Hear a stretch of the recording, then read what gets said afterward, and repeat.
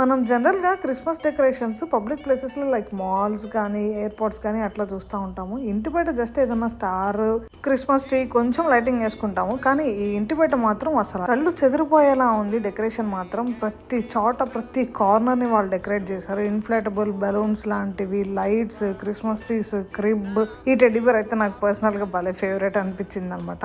అందరు దాని దగ్గరకు వచ్చేసి ఫొటోస్ తీసుకుంటూ ఉన్నారు. అది హగ్ చేసుకుంటున్నట్టు ఇట్లా హ్యాండ్స్ దగ్గరకు వచ్చి మళ్ళీ దూరం వెళ్తూ ఉన్నాయి. దీనికి మొత్తానికి అసలు టికెట్ ఏం లేదు, ఫ్రీగా అనమాట. ఒక ఫ్యామిలీ ఇట్లా ఆర్గనైజ్ చేసి ఉన్నారు. ఆ ఇంటి వాళ్ళు ఎవరైనా వాలంటీర్ గా డొనేట్ చేయాలి అనుకుంటే డొనేట్ చేయడానికి బయట ఒక క్యూఆర్ కోడ్ ఇంకా చిన్న డబ్బీ పెట్టారు. అది కూడా ఎందుకంటే సిక్ కిడ్స్ కోసం అనమాట, ఈ డెకరేషన్ కోసం కాదు. కరెక్ట్ గా సన్సెట్ అయ్యే టైంకి లైట్స్ అన్ని ఆన్ చేస్తారు అండ్ చాలా సేపు ఉంచుతారు, మిడ్ నైట్ వరకు. అండ్ పబ్లిక్ డిస్టర్బ్ కాకుండా, పక్కన ఇంటి వాళ్ళు డిస్టర్బ్ కాకుండా లేట్ నైట్ ఆఫ్ చేస్తారు. నేనైతే ఇలాంటి చూడటం ఫస్ట్ టైం చాలా మెస్మరైజింగ్ గా అనిపించింది. మీకు ఎలా ఉందో కామెంట్ చేసేయండి అండ్ సబ్స్క్రైబ్ చేయండి.